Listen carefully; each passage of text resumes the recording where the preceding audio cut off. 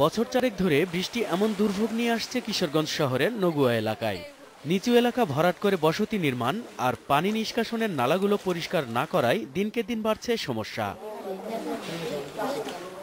শহরের ৩২ নুরানি সড়ক, আমলিতলা ও একরামপুর এলাকাতেও বর্ষায় দুর্বিষহ হয়ে উঠেছে পরিস্থিতি। নাগরিকদের চাপে সমাধানের আশ্বাস দেন জনপ্রতিনিধিরা, কিন্তু বৃষ্টির মৌসুম চলে গেলে ভুলে যান তারা।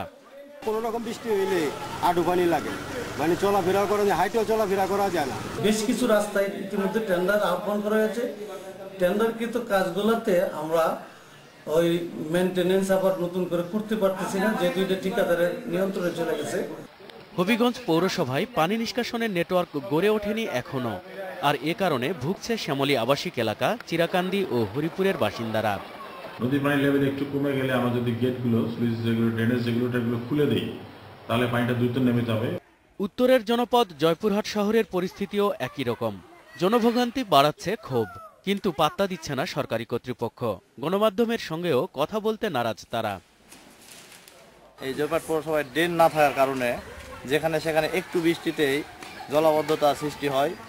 নোয়াখালীতে পানি নিষ্কাশনের নালা তৈরি হলেও তা কাজে আসছে না খাল ভরাট আর বেদখলের কারণে। আবাসিক এলাকার তুলনায় সড়কগুলো এখন নিচু হয়ে যাওয়ায় তৈরি করেছে আরেক সমস্যার। কোঅর্ডিনেশন মিটিং এবং আইনশৃঙ্খলা মিটিংয়ে সিদ্ধান্ত হওয়ার পরও কিন্তু আমরা কোনো পদক্ষেপ এখন নিতে পারিনি। খালের দখলদারদের উচ্ছেদে নানা সময়ে অভিযান চলেছে স্বল্প পরিসরে, তবে অভিযান শেষে আবার ফিরে এসেছে দখলদাররা। নজরুল ইসলাম তমাল, ইন্ডিপেন্ডেন্ট নিউজ।